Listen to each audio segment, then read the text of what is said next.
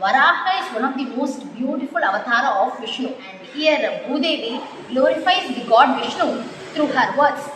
Then says, "O God, even though you have protected me from the fall of that Rakshasa Hiranyaksha, my fear is not completely destroyed. I am still fearful. I am still petrified by one more Rakshasi who is residing at this vicinity," says Bhudevi.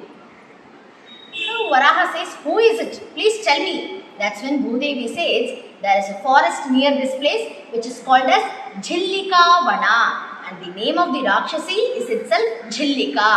She got so famous that the forest itself got the name of Jhillika Vana. Now residing in that forest, she is on her highest of atrocities. She kills even the children, ladies, she kills brahmanas, she kills people as if nothing matters to her. And due to the gigantic form she has, no one can just protest her. And I am fed up of the atrocities that is done by her. Please kill her and save me.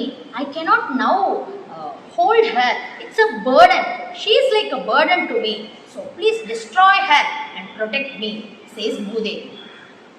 And Bhagavan Varaha hearing these words, at that moment itself jumped from the place where he was. He was near the Varaha Valmika, or what we call as the Hastigiri, near the Ananta Sarovara. Now from the place he jumped and directly landed in the place which was very near to that Rakshasi. He landed there and he entered her stomach, pierced open her stomach with his tusks, and from the other side he tore her into two pieces and came out of it. Because of the Rakshasi present there, the place was so doomed, it lost its radiance. But the place was very nice Vana, it was a very nice forest. So God thought, why should she be, a dead Rakshasi should be placed here. So tearing her open and killing her, Varaha threw her out of the forest. So she just flew like a mountain flying on the sky and fell at a place.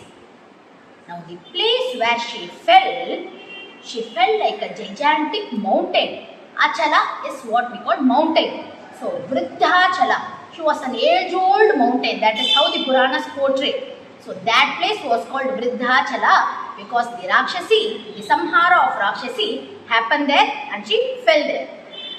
Now after getting rid of that Rakshasi, Varaha Bhagavan stayed at that place itself, at the Jhillika Vana itself, for a very long time.